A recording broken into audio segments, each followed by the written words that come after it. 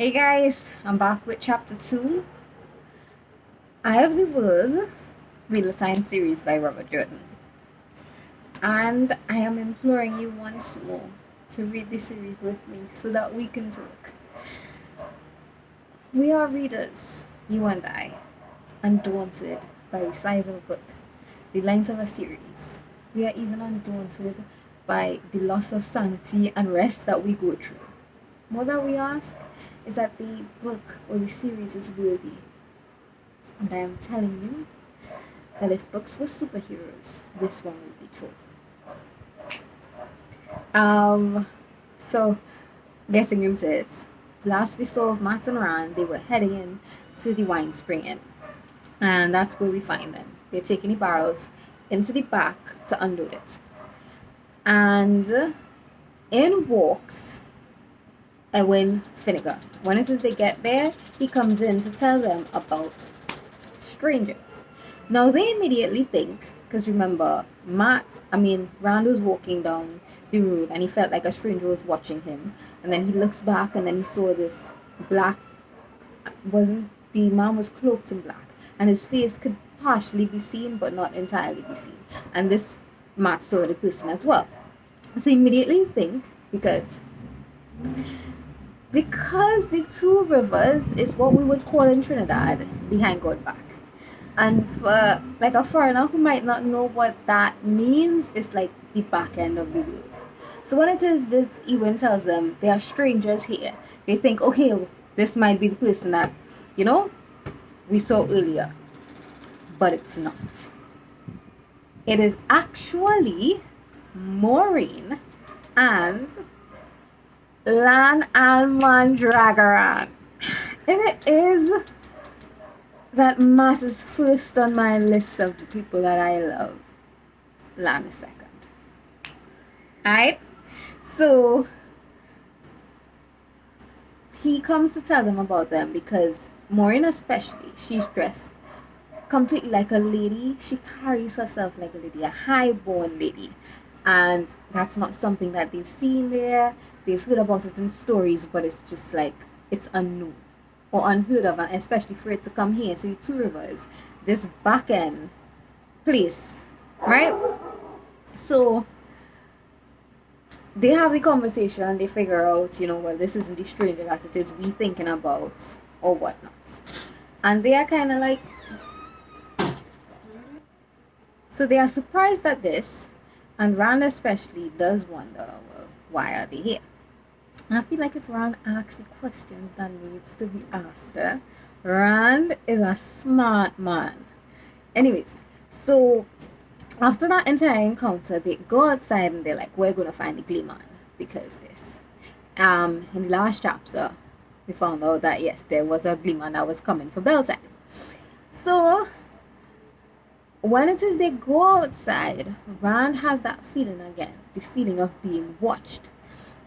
And he's looking around trying to, figure out who it is watching him. And then his eyes clap onto a raven, and the raven is watching him. So Matt steps up next to him because I guess Matt was feeling it as well, being watched. And they both threw a rock at the raven, right? Now, what the raven does is so strange. It steps aside, avoids the rocks, and continues staring at them, right? So like Rand is to Matt is like, do ravens do this? And Matt is like, birds don't do this. Ravens don't do this, and not even birds do this. This is weird. It's strange. So while it is they were looking at the raven and wondering what's going on, in pops Maureen. I don't like her, but I can't tell you guys why. I don't like her. Anyways, in she pops. I can't tell you guys just now.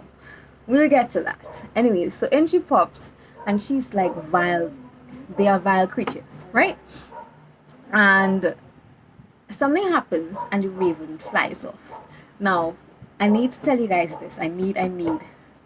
When it is you're reading these books, there are so many nods to different things that occur, and like, because maybe it's your first time reading it. I've read the series like 3-4 times, and there's still so much. It is so intricate that you don't get anything. But when it is like, listen to me. If it is You hear me say, watch out for that?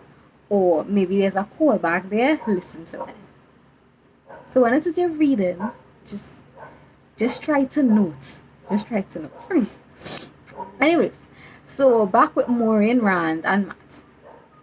And Ewan, because Ewan went with them as well. Ewan Finnegan. And now they're tripping over themselves because it's really a lady. She looks like one, she carries herself like one. How are they, some farm boys, supposed to interact with her? Right? And she tells them,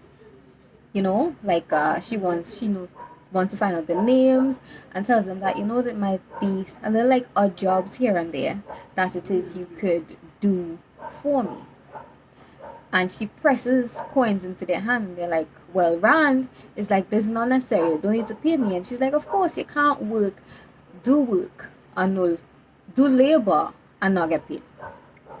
And she tells them that these coins are to be a reminder to you that you have promised that when it is I call, you will come. Watch out for that, right? Watch out for that.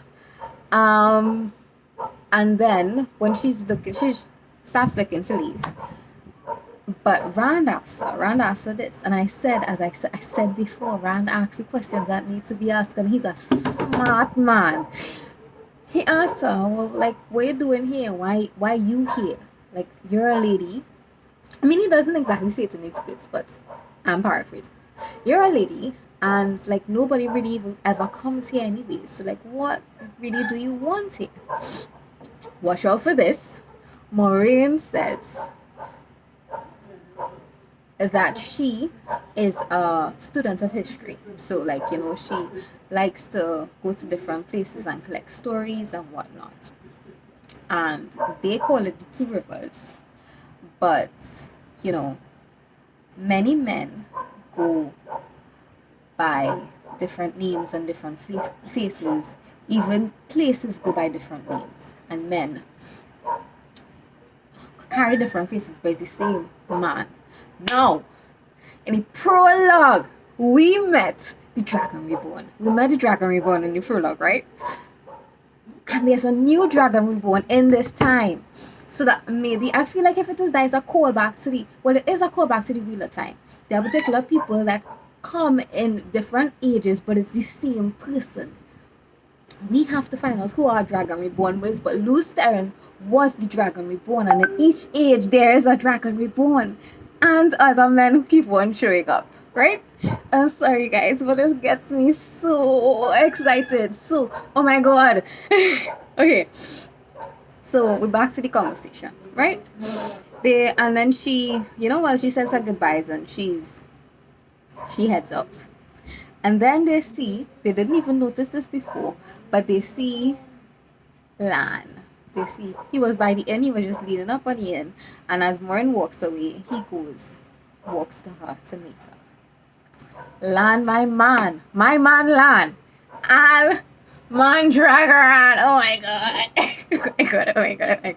Okay, so what happens after that? I think they go or they see a peddler coming into town. Like, they have peddlers and merchants. These are the only outsiders that really ever come into the Two Rivers.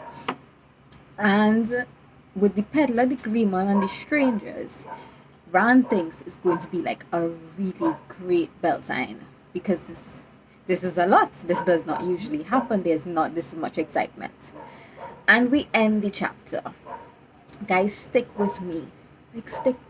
Stick with me. Trust me on this. Shit's about to go down. This series is the best that I've ever read, bar none. And I want to talk to you, and I want you to talk to me about how amazing this is. Please read books. Read books with me. I'll end the video here, and we will be back with chapter 3 next week. Bye.